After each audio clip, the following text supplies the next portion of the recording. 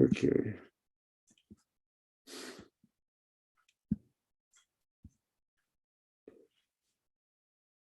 Inshallah, we are on now. Inshallah. Okay, what was the purpose for me?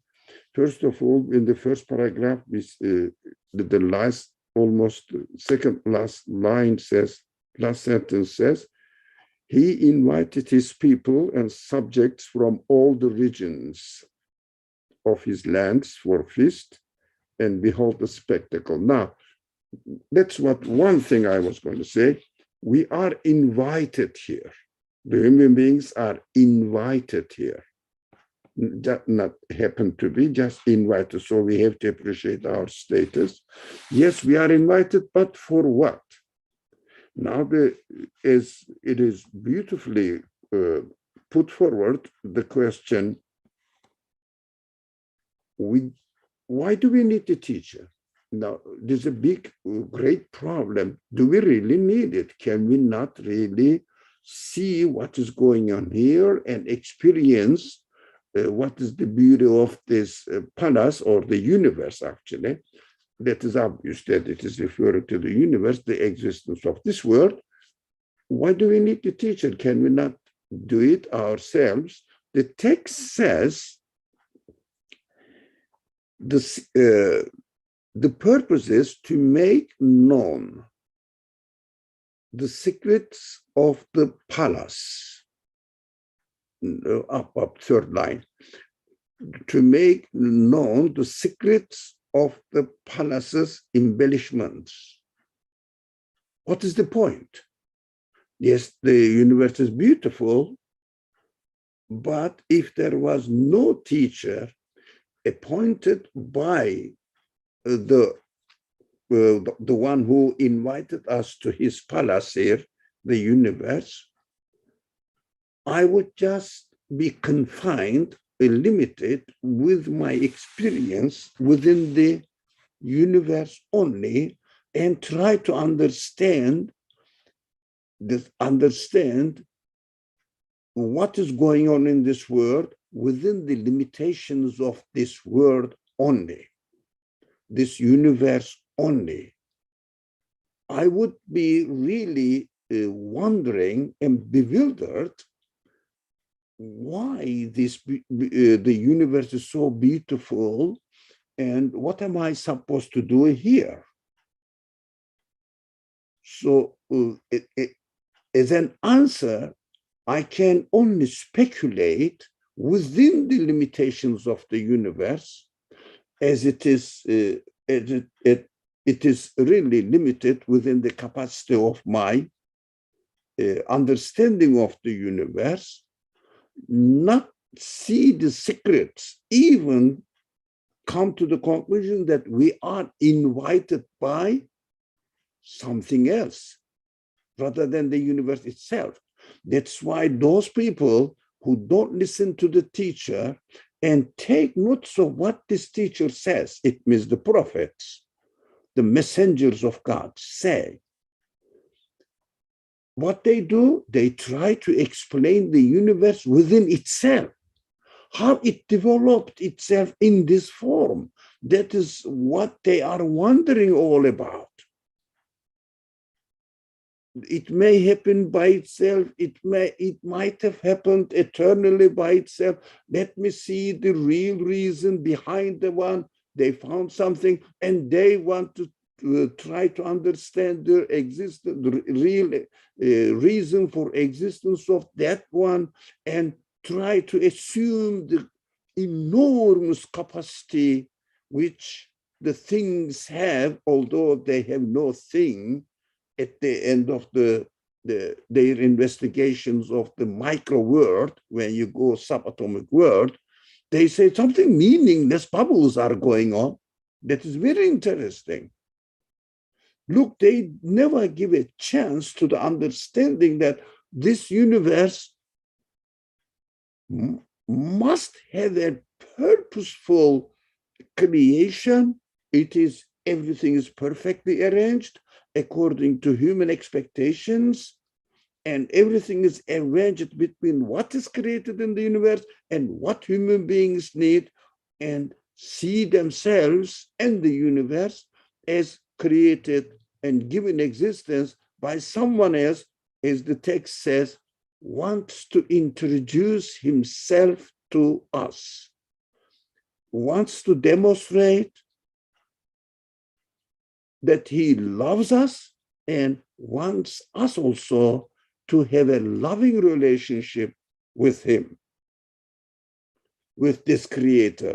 Of course, coming to the, not the end of it, but end of the paragraph, this paragraph, and these teachers are employed to teach us what is the purpose of the existence of this universe. Is something like, I have a machine, it looks wonderful, but I don't know why it was made. I may investigate how it is made, but I wouldn't know that it has an engineer, because I am limited within the conditions of this machine itself. I am a part of the machine. This analogy shouldn't be misunderstood. I am an individual here, separate from the machine, and investigating the machine and using my reasoning that there must be a perfect engineer, knowledgeable enough to make this machine. But I am a part. If I am a part of the machine, I cannot really guess that there is an engineer outside of the machine. There is no way to understand it. But I am wondering, of course, how the things are, how they are arranged perfectly like this. Can it happen by themselves? That's why today's scientists are trying to understand that, explaining how the things are happening by themselves, because they don't pay attention, at least give a possibility to the option that the messengers of God, the prophets, come up with an idea that the universe is a creator. It is a perfectly arranged exhibition hall for us. He is just introducing his art, his qualities to conscious human beings. They cannot give any chance to it, those people who don't really pay attention to the reality of the prophets, teachers. And also, while I am investigating how the machine of the universe is using, I have to learn where I should be very careful, for what purpose I should use this machine, and how am I supposed to make it in the most beneficial way that I can benefit from it. I can really use it without breaking it or insulting the purpose of the existence of the machine by damaging it. So it is stated here to inform the human beings of the correct conduct, how we should behave while we are treating the property of the one who created this universe, and how am I going to utilize it, and how am I going to establish my relationship with the creator of this universe, so that I should not really divert or corrupt my relationship with the creator of the universe. That is why we have to be careful to listen to the teacher, and then teacher definitely, what the teacher will do, the second line or the continuation of the first paragraph, to describe its maker and its contents to the people. In fact, we should read this sentence to describe, original text says this actually, to describe its maker with its contents to the people, so that he will make known the secrets of the palace's embellishment, perfectly designed. So it is important to understand that this teacher is coming up with the evidence collected, gathered from the content of the universe. It is not really speaking only something which is not related to the reality of this universe. No, he is coming and saying that, look, the creator of this universe taught me, educated me to teach people like yourself, like you and me, what is the purpose of the existence of this universe or creating this universe. And this purpose is explained with the contents of the universe. It means under the witnessing of the universe, so that I will really understand that this teacher knows exactly the purpose of this universe, the purpose of the existence of this universe, because he must be instructed by the creator of this universe. If I don't have any evidence, how can I confirm him? So the evidence is presented to human beings with the content of the universe itself. So we shouldn't feel alienated to the message as if something not related to any evidence at all, somebody just claims that something which is not really confirmable or approvable by you and me. These are the main points I understood from the text we read today. Thank you.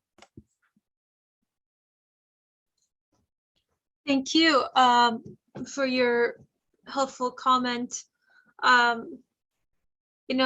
I think, and addressing also Agave's last comment here, where he says, I guess this, first of all, we have to be aware that we are in a palace, and only then I will feel need of commander, I guess. But most of the time we are just flowing with life and not aware of it at all. I was thinking how everyone is in the exhibit, but I make a choice to say, I think this might be an exhibit. There's something going on here. Like there's something that's being portrayed to me.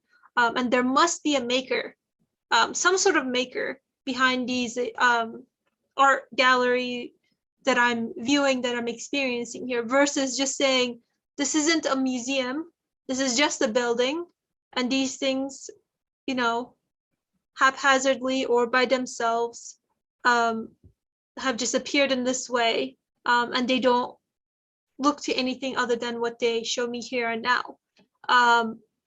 And so I think that human openness in being brave enough to address the existence of even the questions within ourselves, and then going on that journey to try to find the answers. Because if I don't find the questions, if I don't address the questions that I find within myself, that I'm not going to look for a commander even though I need one, that I'm not going to look for a teacher because I disregard the questions that come up. But if I am true to, if literally I woke up this morning and I found myself on a boat or something, I would say, what am I doing here? What's going on? I think having such a response is completely normal. And in fact, it's only when I take it for granted, or if I grow accustomed to a situation where I don't ask this question.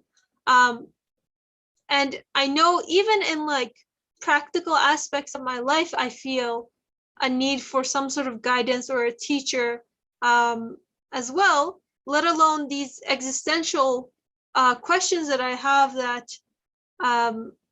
they go to bed with me in my mind. So I think Agabe, to your question, I do think that there's a difference between one being aware whether or not it's a palace or even like something that's being shown to me versus something that's just there.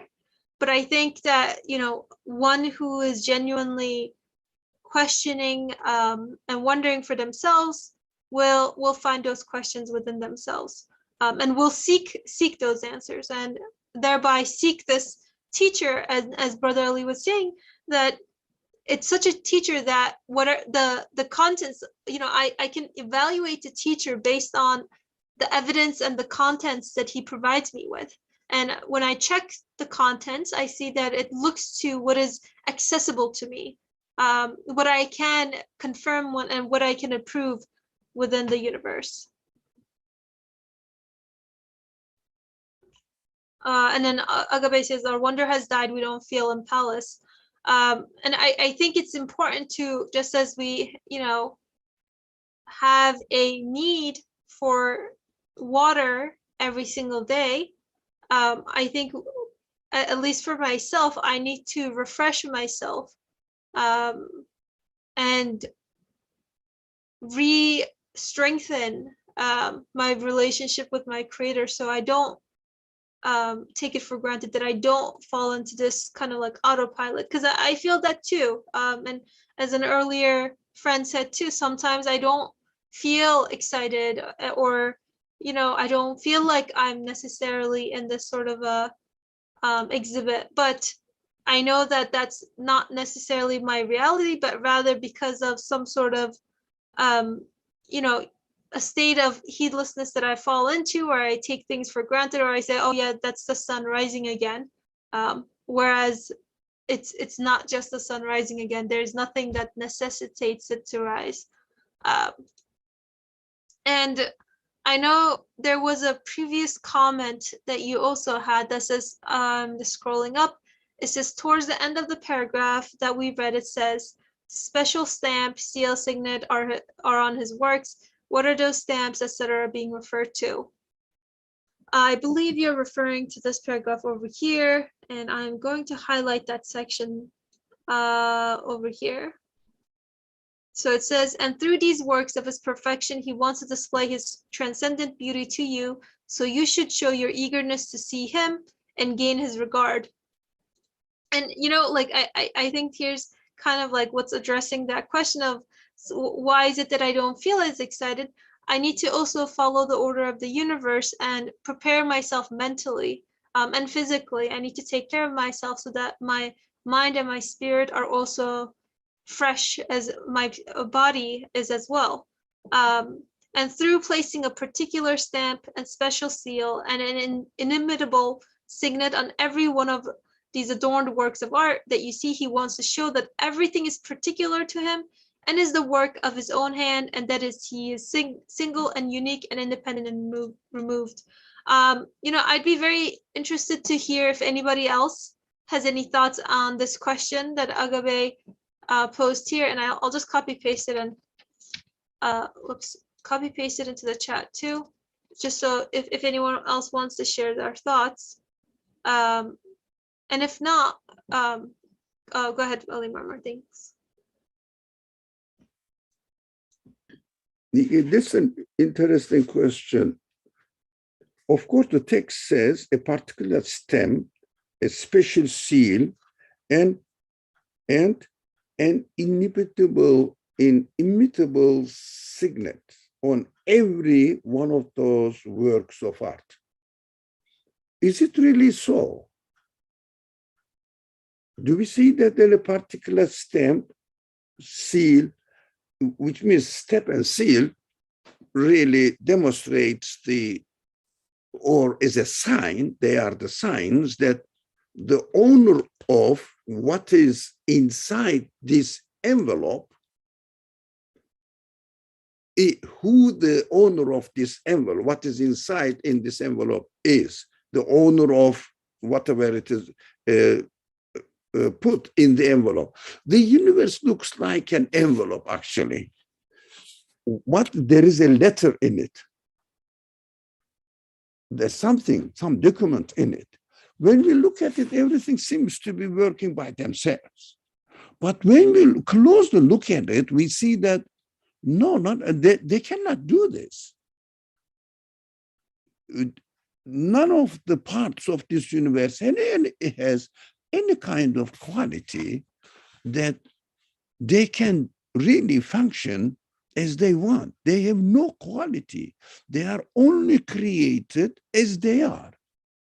And they don't have any will, any knowledge, any purpose for their existence, because we see that their existence is continuously changing, and they have no power, no quality to stop this change. Impossible. They have to obey. They have to follow. It means there is something beyond them, beyond their capacity, operating on them. How do we see that? There is an inimitable sign on it, okay, stamp on it, which means nothing, none of this world, nobody, no person, intelligent being, let alone unintelligent, inanimate beings, something like atoms and particles, even the intelligent person cannot do what is really presented in this exhibition hall. I cannot create anything like any of this, but I can only collect, use whatever is created. The things have no free will, although I have some sort of free will that I can choose. They cannot even choose. So every single being is created as an envelope, and inside there is the quality is manifested in every single being, demonstrates that this thing belongs not to the universe, but to something else.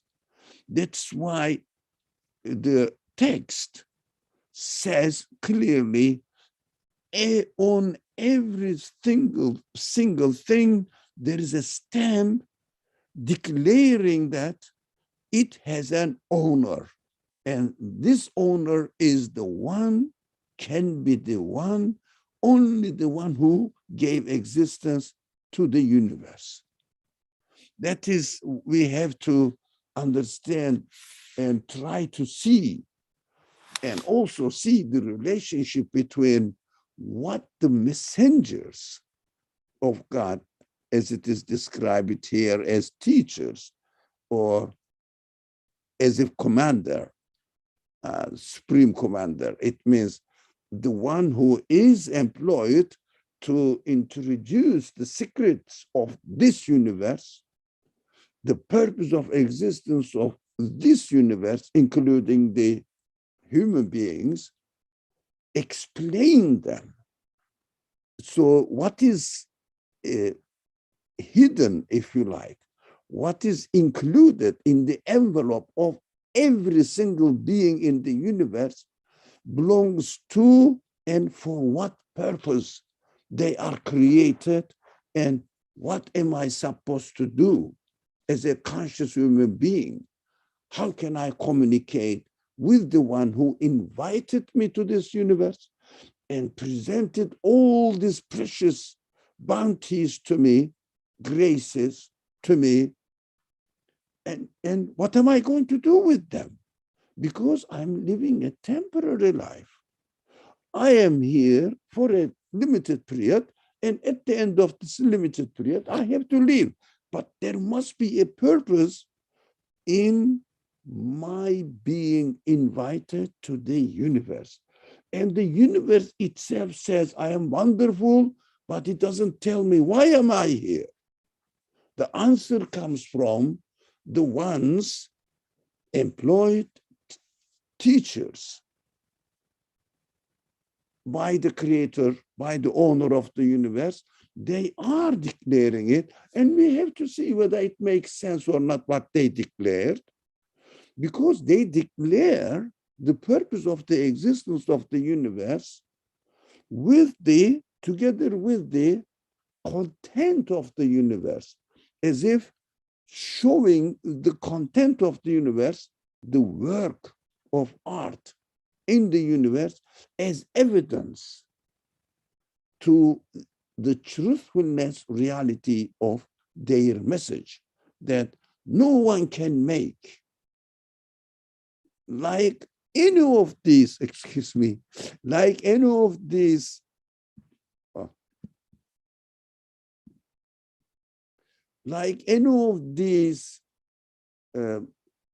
creatures in the universe, no one can make it. But we may try to understand how they are working, but we don't know who the creator, the owner of this exhibition hall.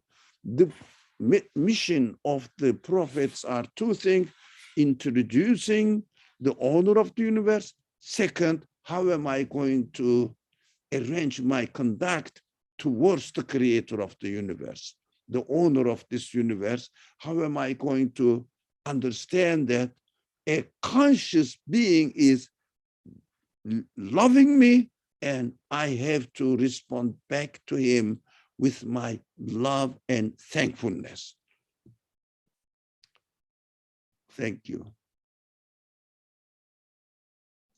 Thank you. I think that was a very comprehensive journey of basically it's how I can fact check, you know, like if there's a claim and there's a question and there's an answer, how do I check that all of these things correspond to one another? And it begins with, I guess, checking within myself what I the questions that I have within myself, the desires, the feelings that I have within myself, with what I absorb and experience within the universe, with what the content of both the universe and what the content of the teacher brings to me. And by seeing if those elements correspond and align with one another, and they support one another, I can confirm that this must be my reality, that the one who created me, that the source of my existence, must also be the one who brought into existence the entirety of the universe, must also be the one who sent this instructor to me, as the message that is brought to me checks out with what I find within myself and the universe. And only I can confirm this. Every individual has a responsibility to check this for themselves, which is beautiful, because then I can confirm for myself. I don't have to take somebody else's word for it. And thereby I can feel secure within my existence and establish a sort of living relationship with my creator as I strengthen this. Jazakallah khair.